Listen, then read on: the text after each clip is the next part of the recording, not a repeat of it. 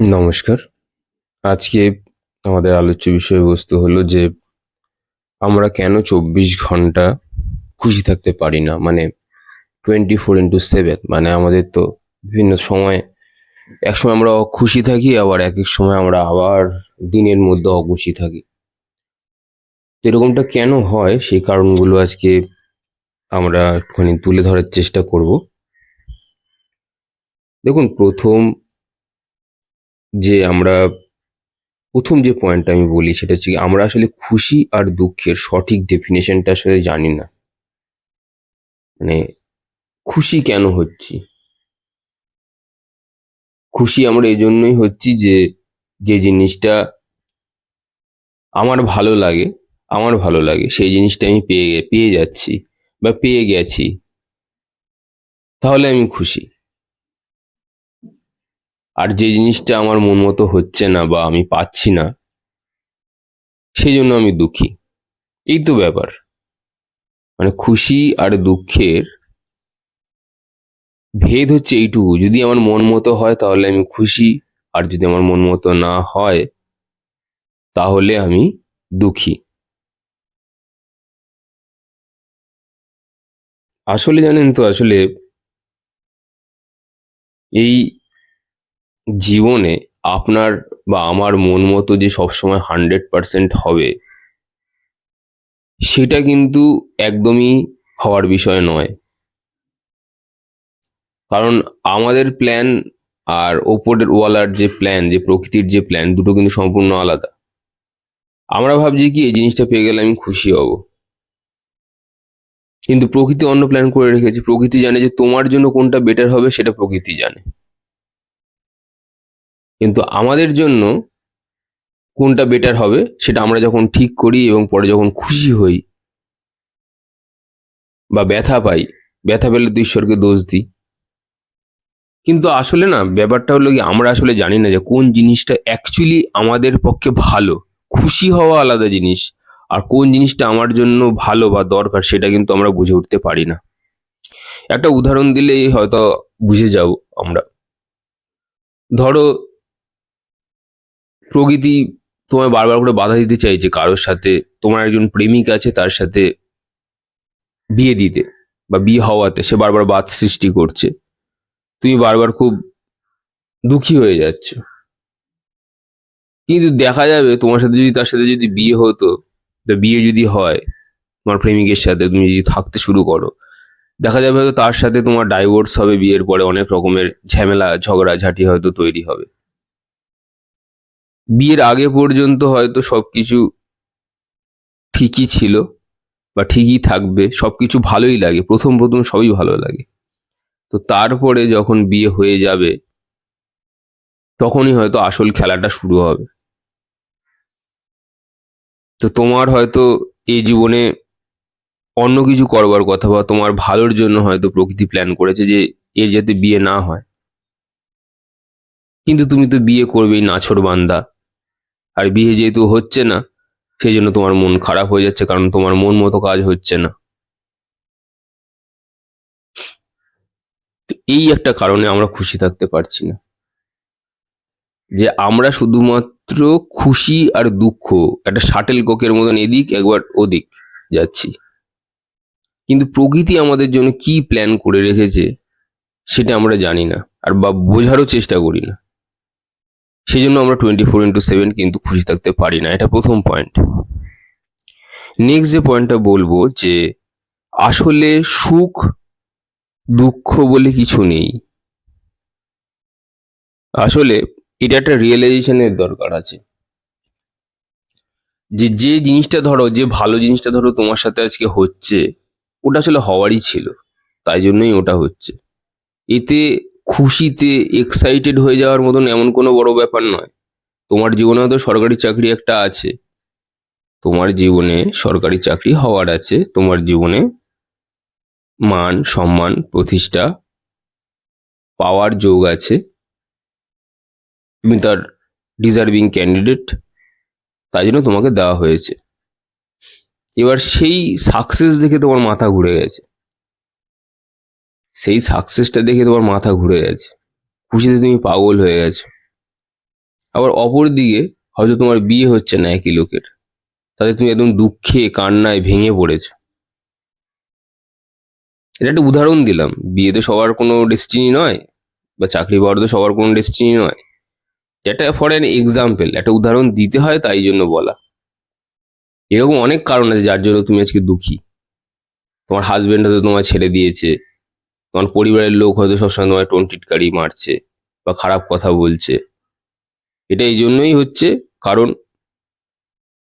তোমার এটাই দরকার আছে, তোমার জন্য ওটাই ভালো। তোমার মনকে হয়তো ঈশ্বরমুখী করবার চেষ্টা চলছে, সেই জন্য এগুলো তোমার সাথে হচ্ছে। তো আমরা যেগুলোকে ভাবছি আসলে সুখ, চাকরি পেয়ে গেলাম সুখ, বিয়ে হয়ে গেল সুখ, লাইফ একদম সেটেল হয়ে গেল, টাকা পয়সা দিয়ে ভরে উঠলো সুখ,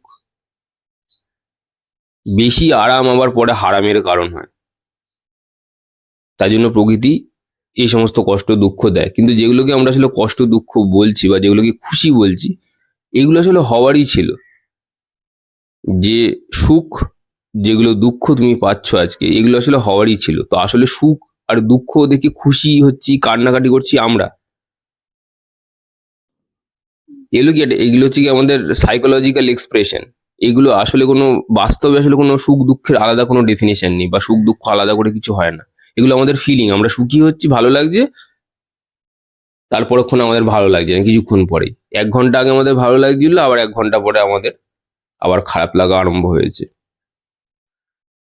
তো আসলে সুখ আর দুঃখ বলে কিছু হয় না যে আমরা বলছি সুখ পাচ্ছি, কখন বলছি দুঃখ পাচ্ছি না। এটার আসলে কোনো ডেফিনেশন নেই। এগুলো সমস্ত কিছু আমাদের মনের খেলা। বাইরে সমস্ত কিছু আমাদের শরীরে ইম্প্যাক্ট পড়ে, আমাদের শরীরটাও পুরো কেমিক্যাল দিয়ে তৈরি আছে। তো সেই কেমিক্যাল একটা অপরের সাথে রিয়াকশন করে কখনো আমাদের ভালো লাগছে, কখনো আমাদের খারাপ লাগছে। তো এইগুলো থেকে বেরিয়ে আসা দরকার, বেরিয়ে আসুন। আসলে সুখ দুঃখ বলে কিচ্ছু হয় না, না সুখ হয় না দুঃখ বলে কিছু আছে, না সুখ আছে। এই পৃথিবীতে এই দুঃখময় সংসারে এসেছেন, আমাদের যে শরীর আছে এটা নশ্বর শরীর, একসময় সমস্ত ধুয়ে মুছে সাফ হয়ে যাবে। আপনার একটা বড় লোকও চুল্লিতে গিয়ে ঢুকবে, আপনি আমিও গিয়ে সেই চুল্লিতেই ঢুকবো। শুধু চুল্লি দেখে না যে কে বড় লোক আর কে গরিব লোক, কে ছোট লোক। তো এটাই হচ্ছে মেন ব্যাপার।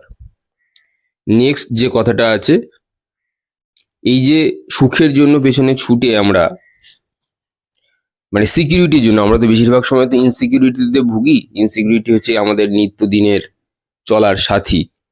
তো সিকিউরিটির জন্য আমরা যে 4টে দেয়াল যে তুলে দিই, ধরুন আপনি নিজেকে সিকিউর করবার জন্য ব্যাংক ব্যালেন্স বানিয়ে রেখেছেন। আচ্ছা, আপনার কাছে প্রবল অর্থ আছে, আপনার রোজগার ভালো, আপনার কাছে আপনার সুখ সমৃদ্ধির জন্য নানান ধরনের খাবার দাবার, বিভিন্ন রকম ব্যবস্থা, আরামদায়ক জিনিসপত্রগুলোর ব্যবস্থা করে রেখেছেন, যাতে আর ভবিষ্যতে আপনার কোনো না অসুবিধা হয়। একটা কথা ভালো করে ভাবুন এর মধ্যেও, যে এই যে সুরক্ষার জন্য এই যে 4টে দেয়াল তুলে নিজেকে একটা ঘরে যে রাখলেন, যাতে আপনার কোনো রকম ঝড় ঝাপটা না আসে, এই যে 4টে দেয়াল তুলে নিজেকে যে বন্ধ করে রাখলেন, এটা কিন্তু আপনার ফ্রিডমও কিন্তু কেড়ে নিল। এবার বলবেন কেন, কি করে ফ্রিডম কাড়লো? ভালোই তো, সমস্ত ব্যবস্থা রয়েছে। এবার আপনি এগুলোকে হারাবার জন্য ভয় পাবেন। যার কিছু আছে সে হারাবার ভয় পায়, যার সবকিছু আছে সেও হারাবার ভয় পায়, কিন্তু যার কিচ্ছু নেই তার হারাবারও ভয় নেই। তো এই যে বিভিন্ন সিকিউরিটির জন্য আমরা ভবিষ্যৎ সিকিওর করছি, এগুলো হারাবারও কিন্তু ভয় আপনার থাকবে। তো আমরা সিকিউরিটির জন্য যাই তৈরি না করি না কেন, এই 4টে দেয়াল দিয়ে আমরা ভাবছি, "ওহ, দেয়াল তো তুলে দিয়েছি, এবার তো বেশ মজা, আমার তো আর কিচ্ছু হবে না।" এবার আপনি এই ঘরের মধ্যে বন্দি হয়ে খালি ভাবেন যে দেয়ালগুলো ধসে যেন না যায়। এবার এই চিন্তায় আপনি মগ্ন থাকবেন। তো আত্মা আরো দরিদ্রের পথেই যাবে। এই জন্য আমরা কিন্তু 24x7 খুশি থাকতে পারি না, কারণ আমাদের সবসময় হারানোর একটা ভয় থাকে। কারণ আপনার হারানোর মতন জিনিস আছে, তাই আপনি হারাবার জন্য ভয় পাচ্ছেন। যার নেই, যে গরিব ভিখারি মানুষ, তার কিছুই যায় আসে না। নেক্সট যে পয়েন্টটা বলবো, যে পাশের মানুষকে দেখুন তারা নিজেদের অসুবিধা দিয়ে কত যাচ্ছে। ব্যাপারটা হচ্ছে, আমরা এই যে খুশি নই তার জন্য দোষারোপ করি যে ওই ছেলেটা আমাকে এরকম বললো, ওই মেয়েটা আমাকে এরকম বললো, ওই লোকটা আমাকে এরকম বললো। আপনি যদি একটু ভালো করে যদি অবজার্ভ করে দেখেন, দেখবেন যে আমরা প্রত্যেকেই কিন্তু নিজেদের একটা জীবনের একটা আলাদা আলাদা সমস্যা আছে। কোনো মানুষকেই বলতে পারবেন না যে সেই মানুষটা সমস্যা মুক্ত, এরকম কোনো মানুষ পৃথিবীতে নেই বা কোনো জীব পৃথিবীতে নেই। ফলে যে যার সমস্যার জন্য দিন রাত প্রতিনিয়ত লড়াই করছে। আজকে যে লোকটা হয়তো রেগে গিয়ে হয়তো আপনাকে গালাগালি দিল বা খারাপ কথা বললো দুটো, মনে রাখবেন সেও কিন্তু তার নিজের সমস্যা দিয়ে যুঝছে এবং যুঝতে না পেরে সেই এরকম বিহেভিয়ার করছে। তো আপনাকে কেউ কোনো একটা কথা বলে দিল, তার ফলে আপনার মানসিক শান্তি যাতে নষ্ট না হয় তাই জন্য এই পয়েন্টটা বলা, যে আপনাকে যারা খারাপ জিনিস বলছে, খারাপ কথা বলছে, ইভেন আপনাদের পরিবারের লোকেরাও, তারা তাদের প্রত্যেকটা মানুষের না একটা সাইকোলজিক্যাল একটা বাউন্ডারি থাকে। তারা যখন সেই বাউন্ডারিতে থাকতে যখন তাদের অসুবিধা হয়, তখনই সেটাকে ভেঙে যায়, তখন তাদের সেটা রাগ আকারে প্রকাশ পায়। ফলে দু চার কথা লোককে আজে বাজে কথা বলে, না জেনে বুঝেই বলে। তো সেগুলো দেখে নিজের মনকে ক্ষুণ্ণ করবার কোনো দরকার নেই বলেই মনে হয়। তাই জন্য বলি যে এসব দিকেও কান দেবেন না, কর্ণপাত করবেন না। ফলে আপনি মনকে স্টেবল রাখতে পারবেন। আমার খুশি হওয়ারও দরকার নেই, আমার দুঃখ পাওয়ারও দরকার নেই, মনের উপরে উঠতে হবে। এটাই হচ্ছে গিয়ে মোদ্দা কথা। যদি আপনার জীবনে খুশি থাকে তাহলে দুঃখও থাকবে। এর থেকে বেটার মনকে খুশি আর দুঃখ থেকে একটু ওপরে রাখা। আরেকটা কেন কারণে আমাদের সমস্যা হয়, সবসময় আমরা খুশি কেন থাকতে পারি না।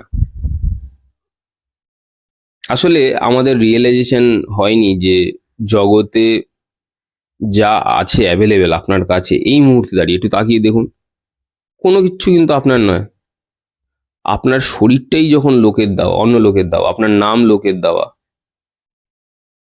এই সমস্ত হাজবেন্ড ছেলে টেলে যা আছে সবই প্রকৃতি থেকে আসা। আপনার বলছি তো, আপনার শরীরটাই যখন লোকের দেওয়া, তাহলে কি করে আপনি সবকিছুকে নিজের বলে দাবি করছেন?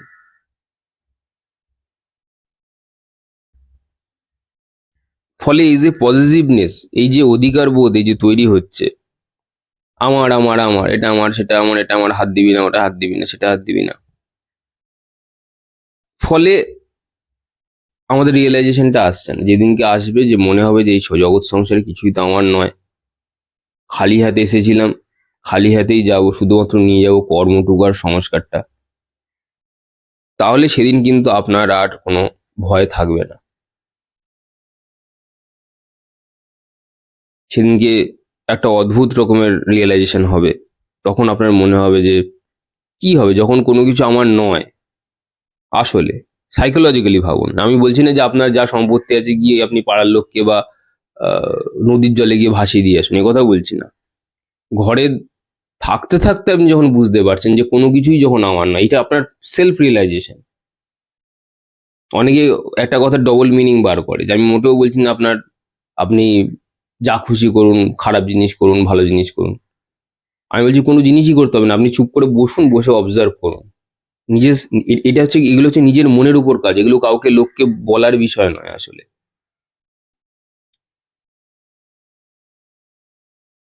তো যেদিন আপনি বুঝতে পারবেন যে জগৎ সংসারে যা আছে আসলে কিছুই আমার নয়, আমি শুধুমাত্র একটা রোল প্লে করছি, তখন আপনার মনে হবে কি যে যখন কিছুই আমার নয় তাহলে আমার তো ভেবে লাভ কি? তখন কিছুই আমার নয়। টাকা আসছে আসছে, কেউ টাকা দিয়ে গেল, ওয়েল অ্যান্ড গুড। কেউ আসছে না, আসছে না, that is also well and good, সেটাও ভালো।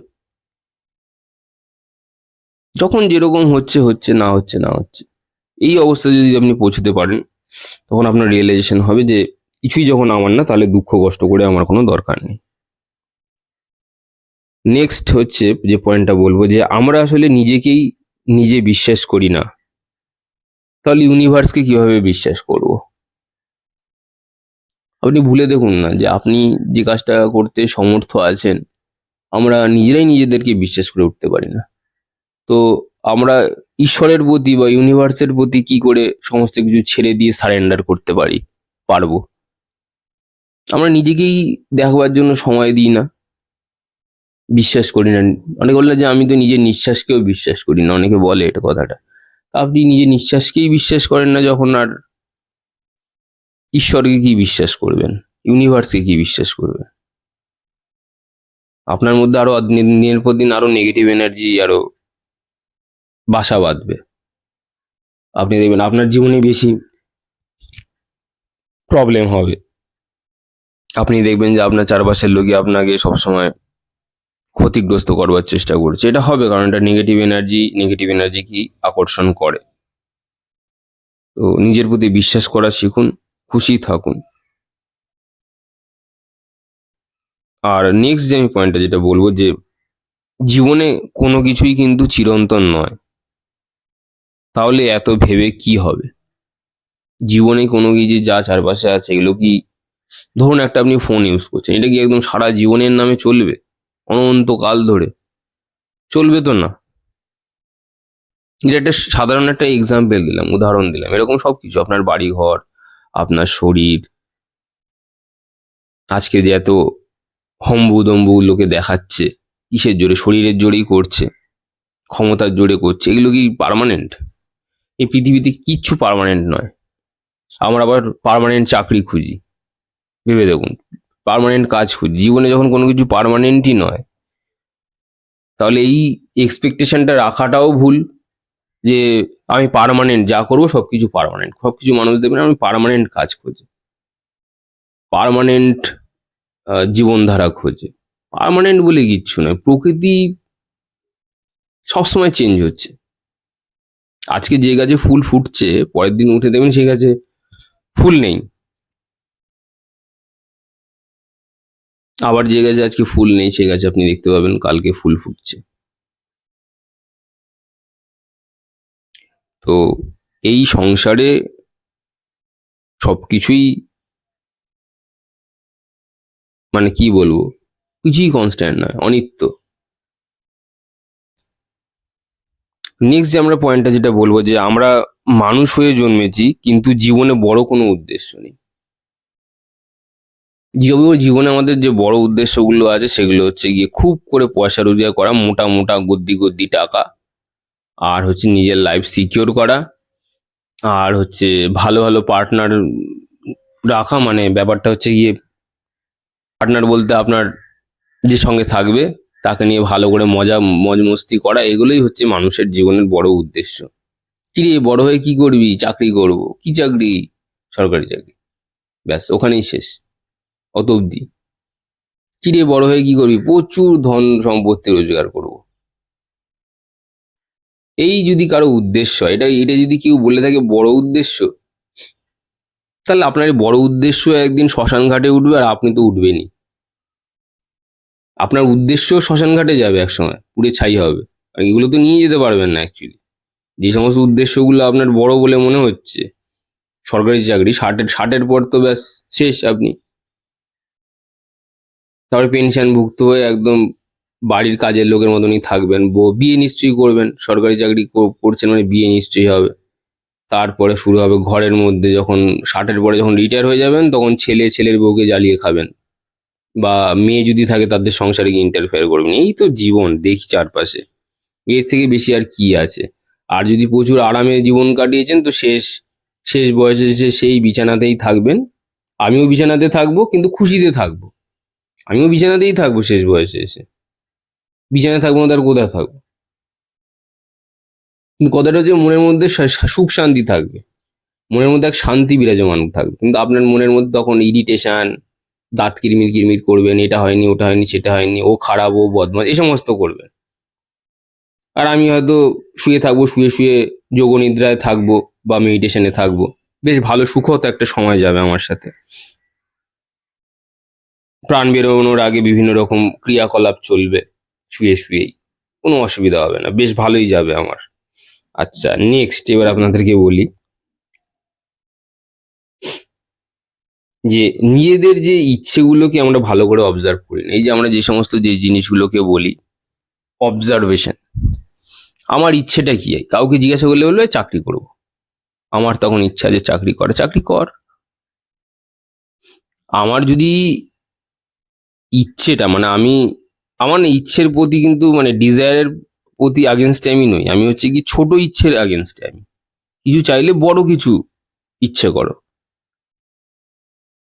ঈশ্বর তোমাকে, তুমি চাকরি চাইছো, চাকরি চাকর তোমাকে সারা জীবন চাকরিতেই বেঁধে রাখবে। কিন্তু তোমার বলছে না, চাওয়াটাও কিন্তু ঠিক করে চাইতে জানতে হয়, কেন চাইছি। কিন্তু তোমার যদি উদ্দেশ্য হয় যে আমি সমাজের জন্য কিছু করব বা করা আমার দরকার, সেটা শুধুমাত্র চাকরি দিয়েও কিন্তু না, এটা অনেকভাবেই করা যেতে পারে। সেটা তুমি নিজে একাও করতে পারো। অনেকে বলে আমি এলো কি বলার জন্য বলে যে আমি সমাজের সেবা করবো বলে সরকারি চাকরি করছি, এবং খুব কম মানুষ আছে যারা অরিজিনালি সোসাইটিকে সার্ভিস দেয়। আমি বলছি না যে একদম নেই, আছে এরকম ভালো মানুষ, সরকারিতেও অনেক ভালো জায়গায় ভালো মানুষ আছে। ভালো মানুষ না থাকলে পরে জীবন চলতো না। কিন্তু আমি বলছি ওইটা একমাত্র মাধ্যম না, আরো অনেকভাবে সোসাইটিকে হেল্প করা যায়। খাবার দিয়ে, জ্ঞান দিয়ে, মানসিকভাবে স্থিতিশীলতা দিয়ে। একটা কোনো মাধ্যম হতে পারে না, পৃথিবীতে জীবন ধারণের জন্য বহু মাধ্যম থাকে। আর নেক্সট যে আমি যে পয়েন্টটা বলবো, যে আমাদের চোখের মনের মধ্যে আসলে খুঁত আছে। আমরা সবসময় বলি এই মানুষটা খারাপ, ওই মানুষটা বাজে। ব্যাপারটা হচ্ছে আমাদের দেশে লোকে বলে, এই সবসময় মিডিয়াতে সবসময় দেখবেন, সোশ্যাল মিডিয়া, খবর, নিউজ চ্যানেলে সবসময় খারাপ জিনিসই দেখাচ্ছে। তো আমাদের মনের মধ্যে কি হচ্ছে, আমরা যা কনজিউম করছি আমরা সেটাই হয়ে যাচ্ছি। তো খারাপ দেখতে, খারাপ শুনতে শুনতে আমরা বলছি কি দেশটা পুরো মানে কি হলো, ভালো কিছুই হচ্ছে না, নেগেটিভ হয়ে যাচ্ছে। একটা কথা ভেবে দেখুন, আমাদের দেশে যদি বা আমাদের এখানে যদি খারাপ মানুষের সংখ্যা যদি বেশি থাকতো, তাহলে কিন্তু আজকে আমরা ঘরে বসে থাকতে পারতাম না, আজকে আমরা কেউ বেঁচে থাকতে পারতাম না। আসলে বরং উল্টোটা, অনেক ভালো মানুষ রয়েছে, প্রচুর ভালো মানুষ রয়েছে, খারাপ মানুষের তুলনায় ভালো মানুষ অনেক বেশি রয়েছে। যার ফলে আমরা এখনো ঘরের মধ্যে বসে আছি, আপনি অডিও শুনছেন, আমি অডিও করতে পারছি, তাই নয়? ভালো করে ভেবে দেখুন, অনেক ভালো মানুষ রয়েছে বলেই, জাস্ট নিজের কাজটুকু করছে বলে আপনার খাবার জুটছে, আমার খাবার জুটছে, আপনার কাপড় জুটছে, আমারও কাপড় জুটছে। তো এই দৃষ্টিভঙ্গিটা পাল্টান, যে ও খারাপ ও ভালো। আমার তো মানে কি বলবো, যারা আমার খুব গালাগাল করেছে বা খুব খারাপ কথা বলেছে, তারা চোখের সামনে থাকলেও তো আমার তাদেরকে খারাপ বলে মনে হয় না আসলে। বলেছে বলেছে, সে তার সমস্যা ছিল, সে তার সমস্যা অনুযায়ী সে নিজেকে সাইকোলজিক্যাল বাউন্ডারিতে ধরে রাখতে পারেনি, তাই বলেছে। আর নেক্সট যে পয়েন্টটা বলবো, যে আমাদের যে জীবন, জীবন কাকে বলে, এই যে এই মুহূর্তের নামই হচ্ছে জীবন। এই যে এই মুহূর্তে আপনি আমার কথা শুনছেন, এটার নামই জীবন। অনেকে আছে দেখবেন গম্ভীর হয়ে যায়, মানে ঘাত আঘাত পেয়ে পেয়ে প্রকৃতির গম্ভীরে চলে যায়, মানে জীবন থেকে রস হারিয়ে যায়। এটাকে আমি কনস্টিপেটেড লাইফ বলি। কনস্টিপেশন জানেন তো সবাই, হাস্যকর হলেও সত্যি, এটাকে বলে কনস্টিপেটেড লাইফ।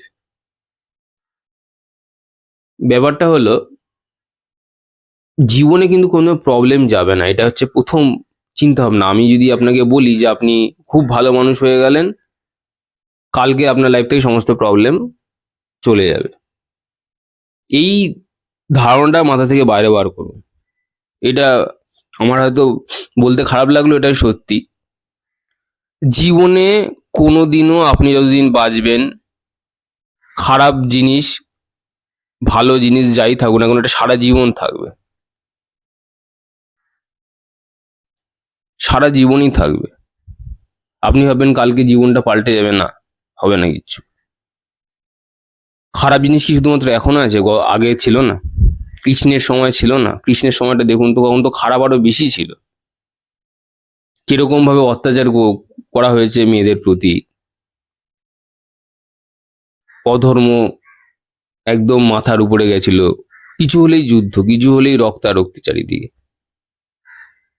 এখন তো সে তুলনায় অনেক ভালো আছে। তো আপনি যদি ভাবেন যে আপনি গোমড়ামুখো থেকে আপনি স্টিফ করে দিয়ে নিজেকে, যে আপনার তাহলে চারপাশের অবস্থা পাল্টে যাবে, না, এটা কোনোদিনই সম্ভব না। আপনি স্টিফ হয়ে থাকলেও পরে কারোর কিছু যায় আসে না। আর ব্যাপারটা হচ্ছে কি, নিজেকে সামলানোর কথা যদি কেউ বলে, কনস্টিপেটেড লাইফ দিয়ে কোনোদিনও ভালো কিছু হয় না। আমি একটা জিনিসকে যদি এনজয় না করি, তাহলে জীবনে আমি বাঁচছি না, আমি আসলে মরে মরে বাঁচছি। আপনার মধ্যে যদি হাসি খুশি, আপনার মধ্যে যদি হাসি না থাকে, আপনার মধ্যে যদি প্রফুল্লতা না থাকে, তাহলে তো আপনি একটা গাছকে দেখেও খুশি হবেন না। আপনি যদি একটা গাছের তলায় 2 ঘন্টা চোখ বন্ধ করে বসতে পারেন, এমনি হেলান দিয়ে, গাছে, কোনো মেডিটেশন টেডিটেশনের কথা আমি বলছি না, সেটার জন্য আপনার মধ্যে একটা এক্সিবিরেন্স দরকার, একটা প্রফুল্লতা দরকার। সেই প্রফুল্লতাটা কিন্তু আপনার মধ্যে কি আছে, এটাকে জিজ্ঞাসা করুন। নেক্সট হচ্ছে, হাসি খুশি করে বাচ্চাদের মতন বাচ্চাটাই জীবন। দেখবেন, বাচ্চাদেরকে দেখেছেন কোনোদিনও? ওদের জীবনে কি সমস্যা নেই? প্রচুর সমস্যা আছে, কিন্তু ওরা কি বুঝতে পারে? বুঝতে পারে না। আমরা আসলে বাচ্চাদের জায়গাতে আর নেই। প্রবলেম জীবন থেকে কোনোদিনও যাবে না কিন্তু। আপনি যদি ভাবেন যে আমি আজকে নিজেকে পাল্টে ফেলবো, তাহলে আর জীবনের প্রবলেম চলে যাবে, প্রবলেম কোনোদিনই যাবে না। প্রবলেম থাকবেই। যতদিন শরীর আছে ততদিন সব সমস্যা থাকবেই। আর শরীর না থাকলেও যে আত্মা আছে, সেখানেও আপনি যদি জিজ্ঞাসা করেন, কোঅর্ডিনেট যদি কোনোদিনও করতে পারেন সেই লেভেলে গিয়ে, তাহলে আপনি বুঝতে পারবেন যে ওখানেও আরো অনেক প্রবলেম আছে। এখানের থেকে বেশি প্রবলেম আছে ওখানে। ওখানেও অনেক লাইন,